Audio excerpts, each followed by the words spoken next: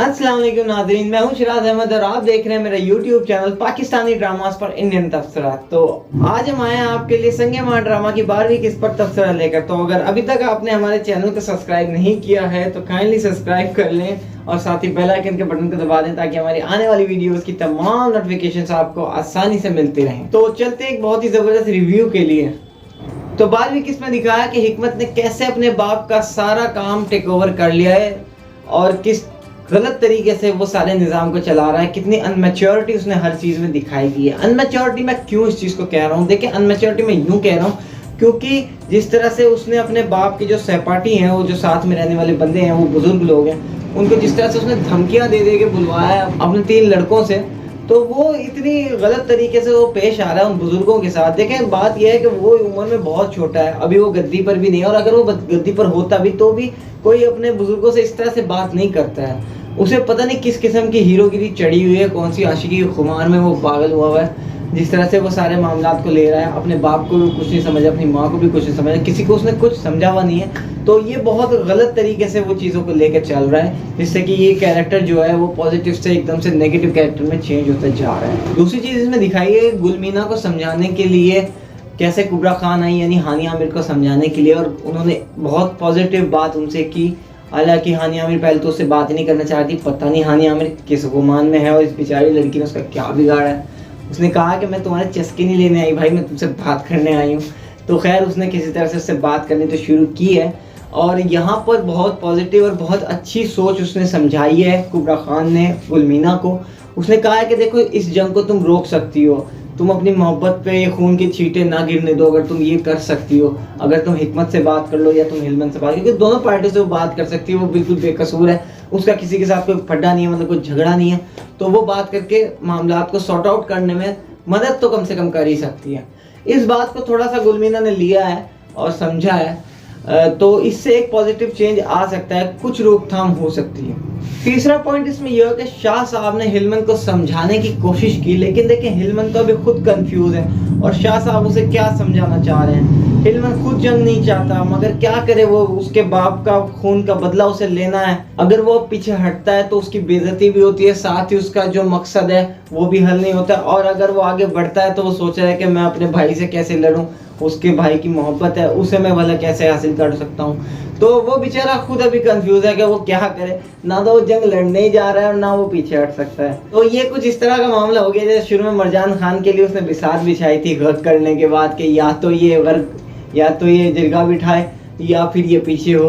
अब क्या ये करे, या तो ये इंसाफ करे तो ये अपनी बीवी से शर्मिंदा हो, और अगर इंसाफ ना करे तो फिर ये पूरी दुनिया से शर्मिंदा हो। तो इस करने के लिए उसने मरजान खान को तंग करने के लिए चीज़ की थी, लेकिन अब वो बेचारा खुद ही इस मसले में घिर गया है। चौथी चीज़ में दिखाई गई कि हिकमत ने नौकरानी के हाथ शादी की डेट भेजी गुलमीना के घर, और जिस पर गुलमीना की माँ को बहुत गुस्सा आया। उन्होंने ना सिर्फ वो सारा सामान वापस किया जो कि शगुन के तौर पर उसने भेजा था, बल्कि उन्होंने हिकमत को पेश होने का हुक्म भी दिया।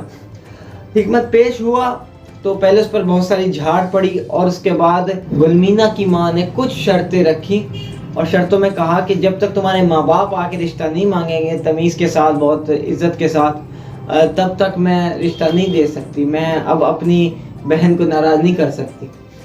तो हिकमत ने साफ कहा कि भाई पिछली बार भी तो मेरी माँ आई थी ना, तब तुमने क्या कर लिया था, तब तुमने भगा दिया, तो उन्हें इस तरह से हो गई थी बात।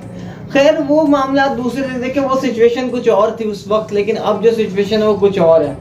तो गुलमीना की माँ बिल्कुल ठीक कह रही है कि अगर वो इस कंडीशन में इनका रिश्ता कर देती है तो जंग सर पे रखी हुई है।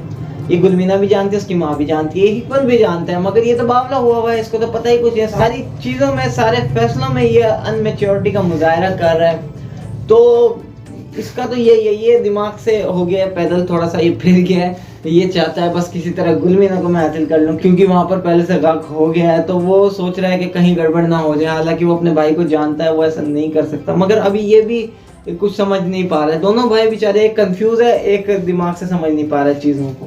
पांचवी चीज़ इसमें ये बड़ी हो गई है कि मस्तान ने हिलमन पर जानलेवा हमला कर दिया है। अब मस्तान बेचारा तो गुलाम है इन लोगों का, हालांकि उसको आज़ाद कर दिया गया, मगर फिर भी उसे गुलमीना से अपनी बेटी के तौर पे इतनी मोहब्बत है कि वो पहले भी जब आप देख सकते हैं कि जब हिलमन उसके बाप के इंतकाल पर चिता पर आया था तब भी मस्तान उसे मारने की कोशिश कर रहा था, मतलब चढ़ रहा था। उसकी मंगेतर ने किसी तरह से उसे रोकने की कोशिश की थी उस वक्त पे। अब उसको एक मैसेज गया जब उसने अपने बाप से पूछा कि आखिर क्या बातें वहाँ पर हुई थी, तो बाप ने 4-5 बातें बताई और उसमें से एक पैगाम जो गुलमीना ने दिया था मस्तान को, उसने कहा था कि मस्तान से कहना कि मेरे जनाजे से पहले वो शादी कर ले और बेटी को अपनी शादी में बुलाना ना भूले। ये एक डायलॉग कहा था। तो ये बात मस्तान को लग गई क्योंकि वो बहुत मोहब्बत करता है गुलमीना से, बचपन से उसके साथ है। तो मस्तान ने आओ देखा ना ताओ सीधा जाके हमला कर दिया है हिलमन पर और चाकू उसको मार दिया, जिससे कि हिलमन की हालत बुरी हो गई है। बाद में वो गया भी है गुलमीना के पास बताने। मुझे ये लगता है कि बहुत बुरा होगा इससे। गुलमीना जो है वो बहुत गुस्सा करेगी मस्तान पर, कहेगी काका तुमने ये ठीक नहीं किया है, इससे बहुत बड़ी जंग हो सकती है। क्योंकि पूरी सिचुएशन का मस्तान को नहीं पता, उसने बस जज्बे में आके काम कर तो दिया है। लेकिन अब इससे होगा ये कि जंग शुरू हो जाएगी। हाँ ये है कि हिलमन को तो कुछ नहीं हुआ, वो तो बच गया है जैसे कि हमने टीजर में देखा है। लेकिन हिलमन ये सोच रहा है अब कि भाई हमला जो है मेरे ऊपर वो कराया है मरजान खान ने और खुद ही मुझे बचा भी लिया है, ताकि दुनिया की नज़रों में साफ सुथरा भी बना रहे और कभी भी इस पर शक ना हो सके कि इसने मेरे बाप को मारा है, इस तरह का मामला ना बन सके। क्योंकि हिलमन के तो जहन में बस एक कत्ल का बदला लेना है और कुछ हिलमन को नहीं चाहिए। ना उसे गुलमीना में कोई इंटरेस्ट है, ना उसे किसी जीरगे में इंटरेस्ट है, ना उसे हिकमत के किसी मोहब्बत में इंटरेस्ट है, उसे कुछ नहीं चाहिए, उसे बस बदला चाहिए। तो अब ये होगा कि हिलमन अब जंग की तैयारी करेगा बहुत जोरों शोरों के साथ में, क्योंकि ये बहुत गलत इंसिडेंस हो गया, मामला सुलझ रहे थे, कोशिश हो रही थी। देखिए जब गुलमीना की माँ ने वो शर्तें रखी सारी कि तुम अपने माँ बाप को लेके आओगे तब शादी होगी और इस तरह से आओगे, इज्जत से आओगे, सब लोग अच्छे से कहीं तब शादी होगी, उसी के बीच में गुलमीना ने एक एक्स्ट्रा शर्त, एक कदम आगे बढ़ा के एक शर्त रख दी थी कि जब माँ बाप के साथ हिलमन भी आएगा तब मैं शादी के लिए आऊंगी। तो कितनी मेच्योरिटी के साथ उसने एक कदम बढ़ाया। ये बात हुई है कुबरा खान के समझाने की वजह से। तो इस ड्रामे में अब बहुत पेचीदगियां आएंगी, जैसे प्रेडिक्ट तो मैंने कर दिया है कि जंगें होंगी। लेकिन मैं आपको एक बात और बताऊं, एक नई सी चीज़ मेरे जहन में आ रही है कि शायद वो हो सकता है। मेन झगड़ा क्या है? मेन झगड़ा है हिलमन ने अपने बाप के खून का बदला लेना। मुझे ये लगता है कि बाप का जो उसके खून हुआ है वो उस तरह से नहीं हो जिस तरह से वो सोच रहा है। क्योंकि देखिए जो उससे पता चला, जो उसको खबर मिली है हिलमन को, जिस तरह से उसने वो बातें हकीम साहब और मरजान खान के आपस में होती हुई जो सुनी है, इससे ये पक्का नहीं हो जाता कि हाँ मरजान खान ने कत्ल किया है। ये तो इल्ज़ाम लगा रहे थे ना हकीम साहब के तुमने मारा है, तुमने ऐसे किया था, मैंने वो देखा था, उसमें जहर था, ये सब चीज़ें हुई।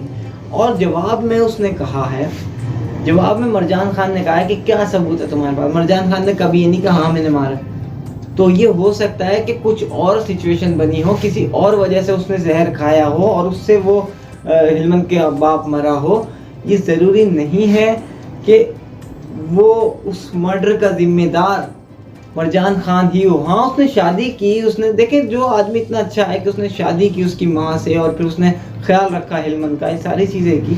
तो ये ऐसा नहीं है कि वो बिल्कुल इसी तरह ख़राब हो। और इस बात को लेकर कभी भी खुल के बात नहीं हुई है दोनों के दरमियान में। ये हो सकता है थोड़ा सा ट्रैक से हटाने के लिए हमें अभी यही समझाया हुआ है, बाद में वो राज खुलेगा और कुछ का कुछ हो जाएगा।